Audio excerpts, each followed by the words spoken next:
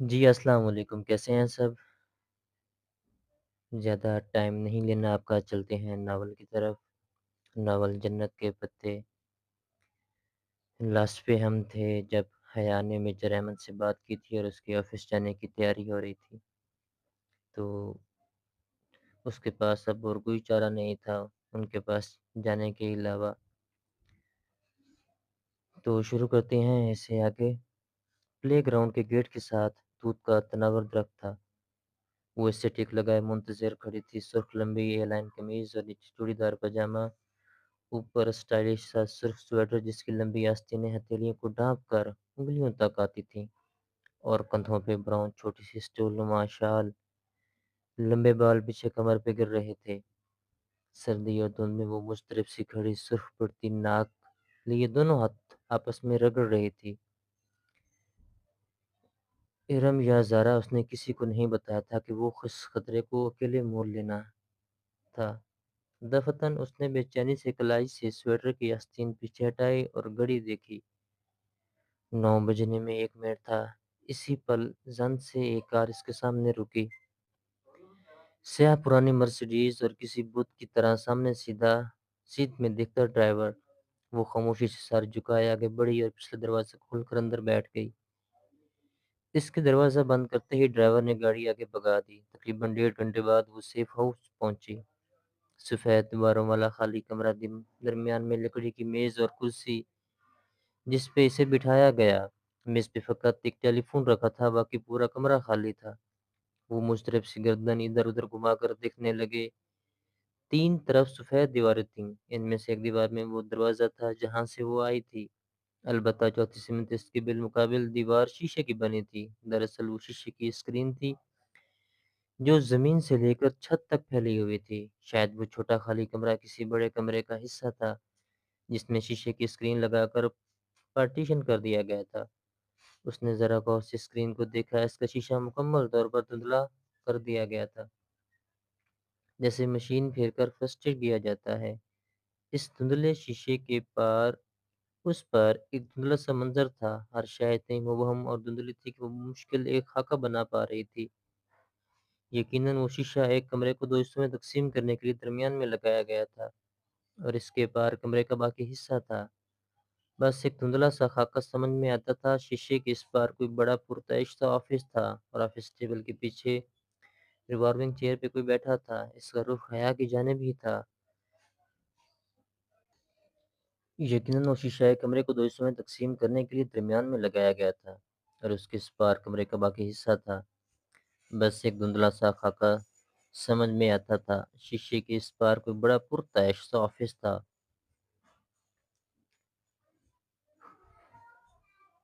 اس کا چہرہ واضح نہ تھا، بس ایک دھندلی سی آؤٹ لائن ہی بنی تھی۔ خاکی یونیفارم، سر پہ کیپ ٹک لگا کر کرسی پہ بیٹھا، میز پہ رکھی کوئی چیز انگلیوں میں گھماتا وہ کس طرف دیکھ رہا تھا، وہ فیصلہ نہ کر پائی۔ اس کا رخ تو سامنے حیا کی جانب ہی تھا، شاید وہ دیکھ بھی اسی کو رہا تھا، مگر اس کی آنکھیں واضح نہ تھیں۔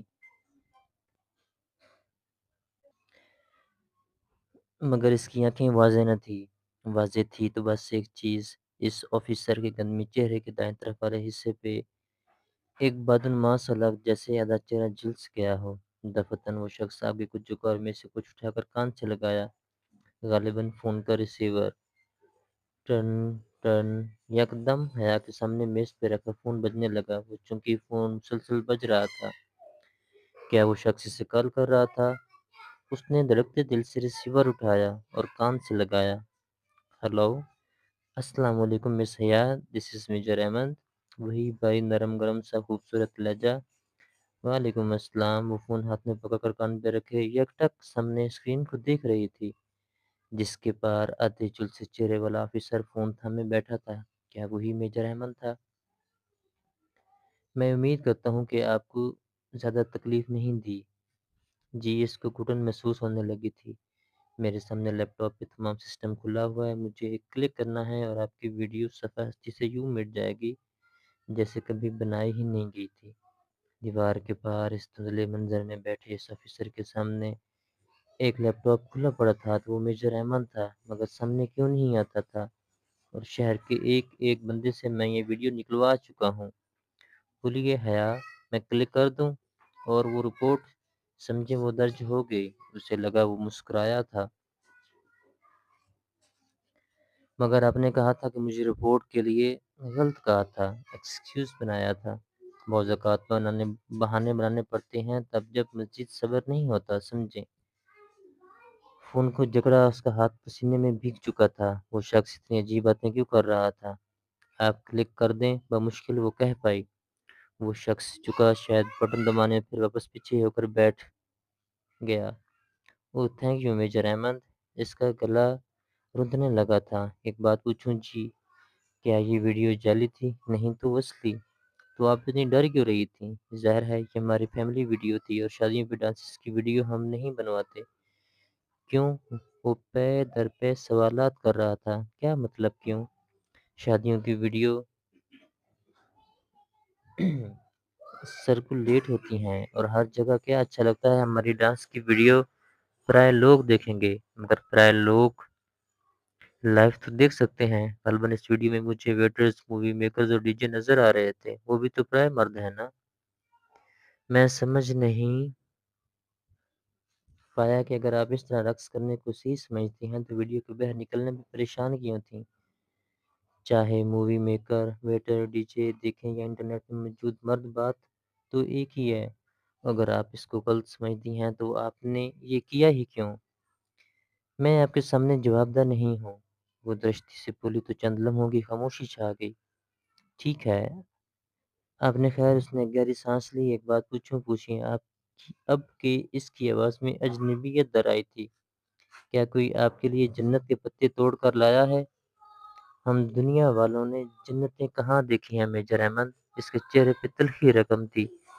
تبھی تو ہم دنیا والے جانتے ہی نہیں کہ جنت کے پتے کیسے دکھتے ہیں۔ کبھی کوئی آپ کو لا دے تو انہیں تھام لیجیے گا، وہ آپ کو رسوا نہیں ہونے دیں گے۔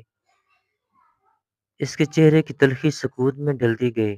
وہ ٹھہر سی گئی۔ دھندلی دیوار ابھی تک اس کے سامنے تھی۔ کون تھا اس بار؟ اب سن رہی ہیں؟ جی جی، وہ چونک کر سنبھلی۔ میں چلتی ہوں۔ وہ ریسیور کان سے ہٹانے لگی تھی۔ وہ کہہ اٹھا، ایک منٹ، ایک آخری سوال کرنا ہے مجھے۔ وہ اٹھتے اٹھتے واپس بیٹھ گئی۔ جی پوچھیے۔ آپ مجھ سے شادی کریں گی؟ اسے زور کا دھچکا لگا تھا۔ وہ گنگ سی پھٹی پھٹی نگاہوں سے دیوار کو دیکھے گئی۔ بتائیے مس حیا۔ اس کے لب بھینچ گئے۔ حیرت اور شک پہ غصہ غالب آ گیا۔ مس حیا نہیں، مسز حیا۔ چبا چبا کر ایک لفظ بولتی وہ پرس تھام کر اٹھی۔ فون کا ریسیور ابھی تک پکڑ رکھا تھا۔ کیا مطلب؟ وہ واضح چونکا تھا۔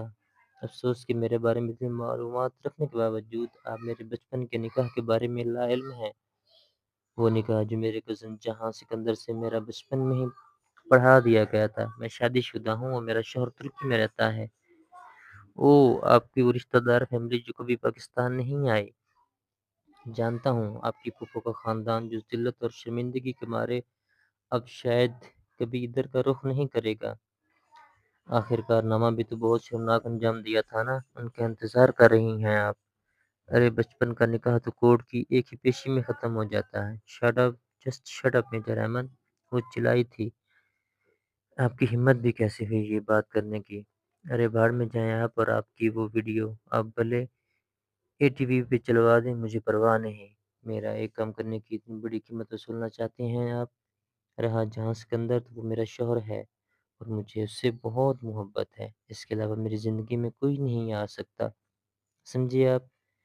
ریسیور واپس پٹکنے سے قبل اس نے دوسری جانب سے اس کا سوگوار اس طرح کہہ سنا تھا۔ پیر پٹک کر وہ دروازے کی جانب بڑی، اسی پل دروازہ کھول کر ایک سپاہی اندر داخل ہوا جو اسے اندر بٹھا کر گیا تھا۔ گویا اسے فوراً اشارہ کر دیا گیا تھا کہ ملاقات ختم ہو چکی ہے، اور حیا کے لیے وہ بے حد تلخ ثابت ہوئی تھی۔ گاڑی آپ کا انتظار کر رہی ہے میم، آئیے۔ وہ راستہ چھوڑ کر ایک طرف ہو گیا۔ حیا نے گردن موڑ کر دیکھا۔ دھند کے اس پار وہ آدھی سیاہ والا شخص میز پر جھکا کچھ کر رہا تھا، شاید کچھ لکھ رہا تھا۔ اسے لگا اس نے اس کی میز پہ کسی سرخ شے کی جھلک دیکھی ہے، شاید سرخ گلابوں کے گلدستے کی، یا شاید یہ اس کا وہم تھا۔ جس لمحے وہ اس پرانی مرسیڈیز کی پچھلی نشست پہ بیٹھی تو کھلے دروازے سے اسی سپاہی نے جھک کر ایک سرخ گلابوں کا بوکے اسے تھمایا۔ گو کہ اس کے ساتھ کوئی خط نہ تھا اور وہ پلین سفید گلابوں سے قطعاً مختلف تھے۔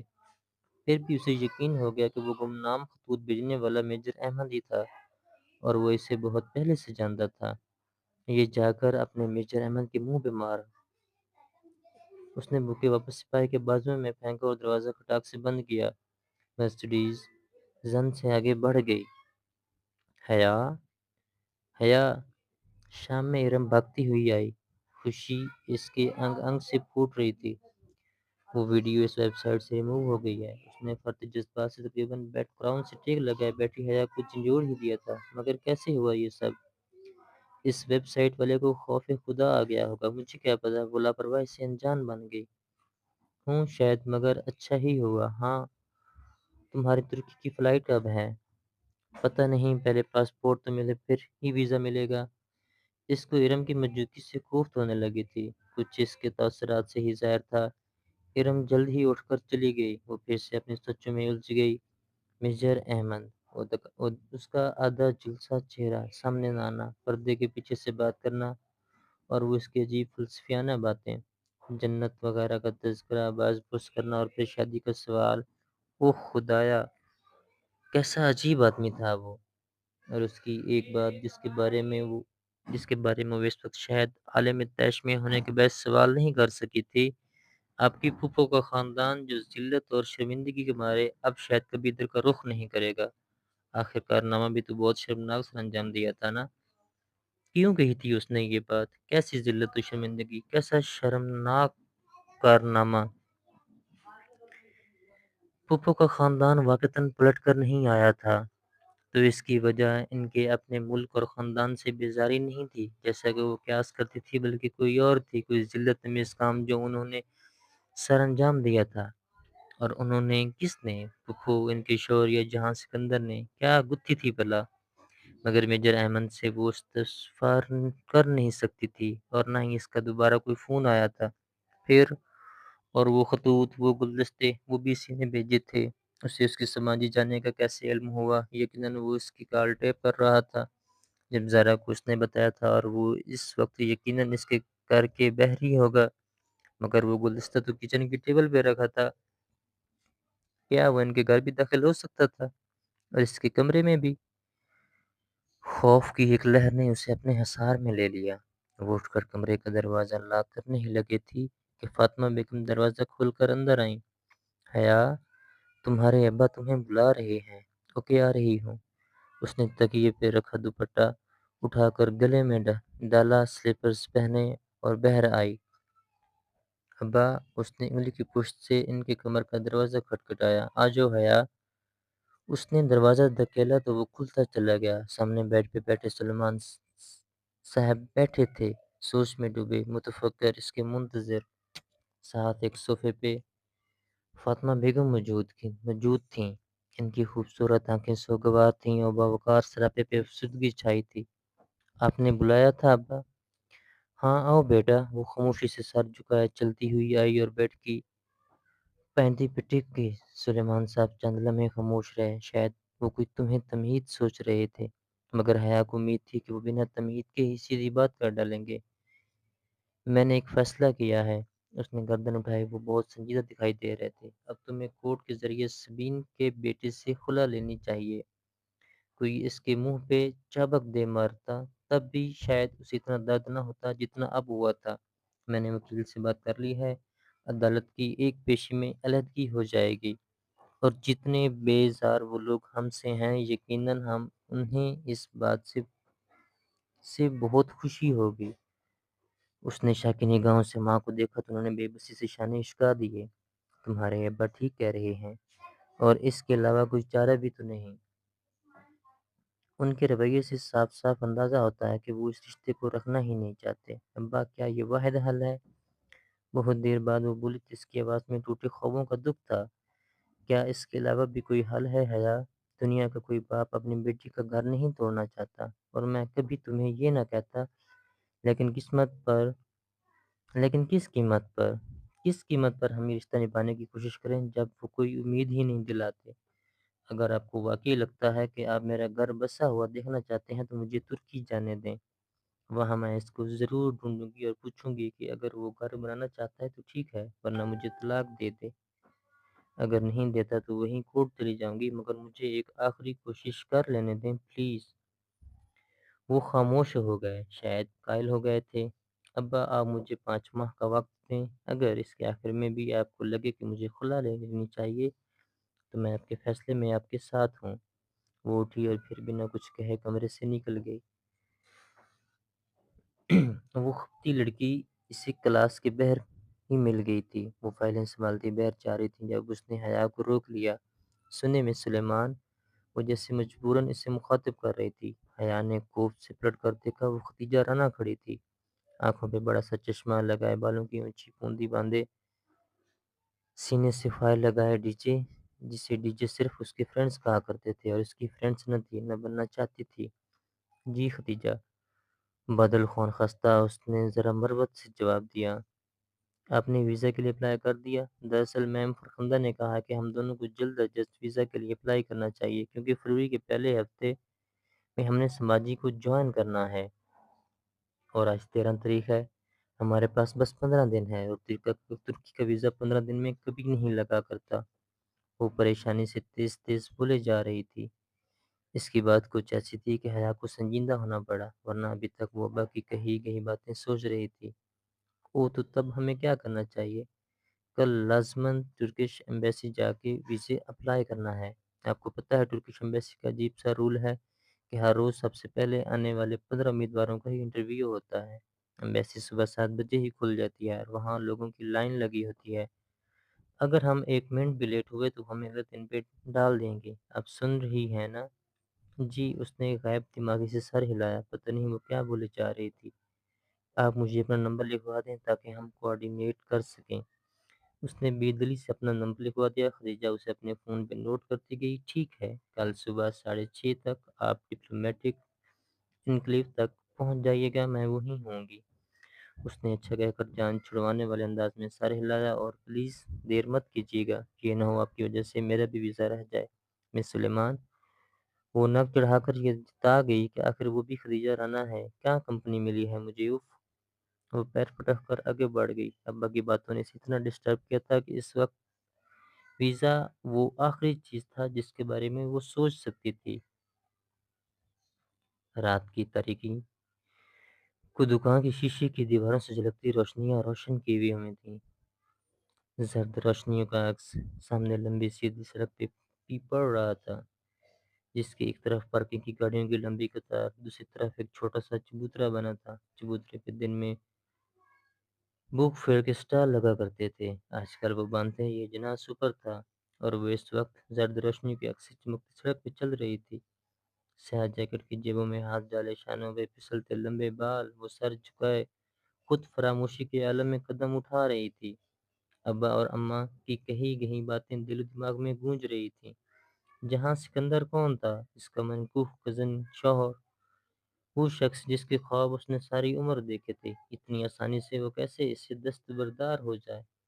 کیا ابا اماں نہیں جانتے کہ خواب اگر ہاتھوں سے توڑے جائیں تو انگلیاں بھی زخمی ہو جاتی ہیں؟ پھر کیسے وہ خود کو زخم دے؟ اگر وہ جہان یا سبین پھوپھو کے لیے کوئی انچہا رشتہ بھی تو ان کو صفائی کا ایک موقع دیے بغیر ہی کیسے خود کو ان سے الگ کر لے؟ یہ مکھن نہیں تھا جس سے بال نکالنا تھا، یہ تو کانٹوں سے الجھا دامن تھا۔ اگر کھینچ کر الگ کیا تو دامن پھٹ جائے گا، اور اگر کانٹے نکالنے کی کوشش کی تو انگلیاں زخمی ہو جائیں گی۔ مگر کیا پتہ اس کانٹوں کے پودے پہ گلاب بھی کھلتے ہوں، سرخ گلاب، سبز پتے، رنگوں، خوشیوں اور خوابوں کے۔ اس سیٹی کی تیز آواز تھی جس نے اسے خیالوں کے ہجوم سے نکالا۔ اس نے چونکا سر اٹھایا، وہ 3 لڑکے جینس اور جیکٹس میں ملبوس، وہ مختلف سمتوں سے اس کی طرف آ رہے تھے، یوں کہ ہر طرف وہی تھے، گہرا درگاہ تنگ دائرہ، جگہ قدرے سنسان تھی، خالی چبوترا تاریکی میں ڈوبا تھا، جگمگاتی روشن دکانیں ذرا دور تھیں اور اس کا دل دھک سے رہ گیا۔ وہ تیزی سے پلٹی، مگر ادھر سے بھی ان کا ہی کوئی چوتھا آ رہا تھا۔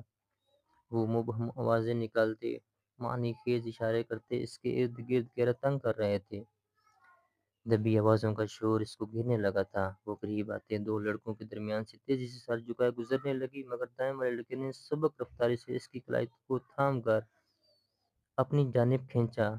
ابھی اس کے لبوں سے چیخ بھی نہیں نکلی تھی کہ آگے بڑھنے والا خود بخلا کر پیچھے ہٹا۔ ٹن کی زوردار آواز اس کے ساتھ کسی نے کسی نے اس لڑکے کے سر کے پچھلے حصے پہ کچھ مارا تھا۔ مرن جوگے باجی کو تنگ کرتے ہو، چھوڑوں گی نہیں میں تمہیں۔ وہ اونچی لمبی ہٹی کٹی سی ڈولی ہاتھ میں پکڑا فرائنگ پان گھما گھما کر ان کو مار رہی تھی۔ حیا ہکا بکا سی دو قدم پیچھے ہوئی، جس کو لگا تھا وہ سر پکڑے بلبلاتا ہوا پیچھے بھاگا۔ باقی دو بھی ساتھ ہی دوڑے۔ ایک نے ذرا پھرتی دکھا کر ڈولی کو لات مارنی چاہی، ڈولی نے اسی فرائنگ پان گھما کر ایسی ضرب لگائی کہ اس لڑکے کا گھٹنا چٹخ اٹھا، شاید ٹوٹ گیا تھا۔ کم از کم اس کی چیخ سے تو حیا کو یہی لگا تھا۔ وہ لنگڑاتا ہوا بھاگ اٹھا۔ ہائے بڑے سالے، ڈولی سے پنگا لیتے ہیں۔ وہ فاتحانہ ہاتھ جھاڑتے ہوئے اب حیا کی طرف مڑا۔ سفید آٹے سے گویا اٹا ہوا چہرہ، آنکھوں کے گرد لمبی کالی لکیریں کھینچ کر لائنر لگایا ہوا اور آنکھوں میں نیلے سبز سے لائنرز، گالوں پہ سرخ پاؤڈر، بڑکیلا آئی شیڈو اور چونچ کی طرح کی لپسٹک۔ بورے گولڈن بالوں کی لوٹیں سر پر لیے دوپٹے سے نکل رہی تھیں، یقیناً وگ تھی، جیسے کہ عموماً ہوتی ہے۔ پہلی دفعہ جب اس نے ڈولی کو دیکھا تھا اسے کراہیت آئی تھی، دوسری دفعہ خوف، اور اس روز ٹریفک جام پہ اسے دیکھ کر غصہ آیا تھا، اور آج کچھ بھی نہیں۔ وہ خاموشی سے تیز تیز سانس لیتی اس کو دیکھ رہی تھی۔ چھوڑو جی ان حرام خوروں کو باجی، ان کا تو کام ہی یہی ہے۔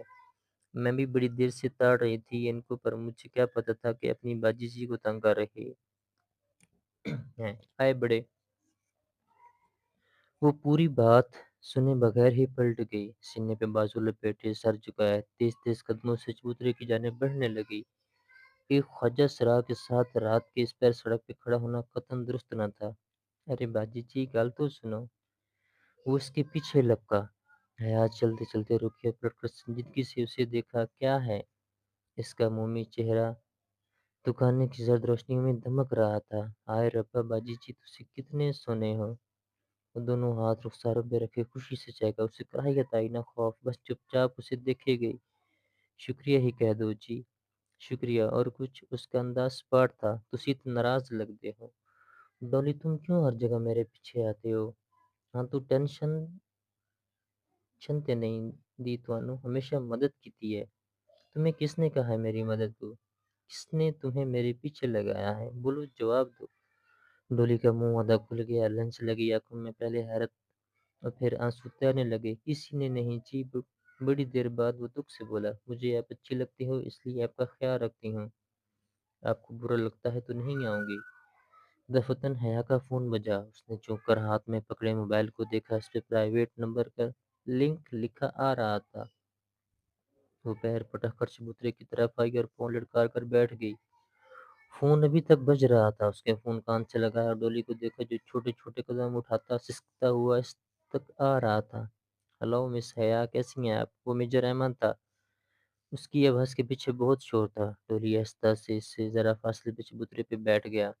سر جھکائے وہ تھلی سے آنسو پوچھ رہا تھا۔ خدا کے لیے مجھے فون مت کیا کریں، اور یہ جو بندے آپ نے میرے پیچھے لگائے ہیں نا، ان میں سے ایک ایک کا خون کر دوں گی، اور اس سب کے ذمہ دار آپ ہوں گے۔ میں شادی شدہ ہوں، جلدی اپنے شوہر کے پاس چلی جاؤں گی، میرا پیچھا چھوڑ دیں، سمجھے آپ؟ مزید کچھ سنے بغیر اس نے فون رکھ دیا۔ تسی گھر بار والے ہو جی؟ ڈولی نے چہرہ اس کی طرف اٹھایا۔ ہاں، تمہارے اس میجر نے تمہیں بتایا نہیں کیا؟ اسی نے میرے پیچھے لگایا نا تمہیں؟ اللہ پاک کی قسم لے لو جی، مجھے کسی میجر ویجر نے نہیں بھیجا، میں خود آتا ہوں، اللہ کی قسم جی۔ وہ روتے روتے کہہ رہا تھا۔ حیا کے دل کو کچھ ہوا، اسے لگا وہ سچ بول رہا ہے۔ میں کسی کو جا کر آپ کی باتیں نہیں بتایا، مجھے بڑا پیار ہے جی آپ سے، قسم سے۔ وہ لب پیچھے اسے دیکھے گئی۔ کچھ تھا اس میں پوچھرا اور خوف زدہ خطہ، مگر ترسو ترہم آمیز۔ ٹھیک ہے مت رو، میں جی بڑا پیار کرتی ہوں آپ سے، اسی لیے آتی ہوں، پر تسی تو الزام لا رہے ہو۔ وہ اب سکتے ہوئے اپنا سر پیٹنے لگا تھا۔ اچھا نو سٹاپ، وہ چپ چاپ بیٹھا اسے تکتا رہا جبکہ وہ سامنے خلاؤں میں گرتی رہی۔ تسی جا رہے ہو کہیں؟ تسی جا رہے ہو گئی؟ حیا نے چون کر اسے دیکھا۔ تسی فون میں کہا نا، اس نے وضاحت کی۔ ہاں میں یورپ جا رہی ہوں، وہ جہاں امریکہ ہے، وہ انگریزی فلموں والا۔ وہ رونا بول کر خوشی سے چہکا۔ شاید وہ واقعی خواجہ عام خواجہ سرا تھا یا پھر کوئی بڑا بہت بڑا مکار اداکار۔ ہاں وہی، اس نے تردید نہیں کی۔ ادھر کون ہے جی؟ میرا شوہر رہتا ہے وہاں۔ وہ اب سامنے روشن دکانوں کی قطار کو دیکھ رہی تھی۔ کیسا ہے جی تھوڑا شوہر؟ میں نہیں جانتی ڈورے، اگر میں جانتی ہوتی تو آج ادھر نہ بیٹھی ہوتی۔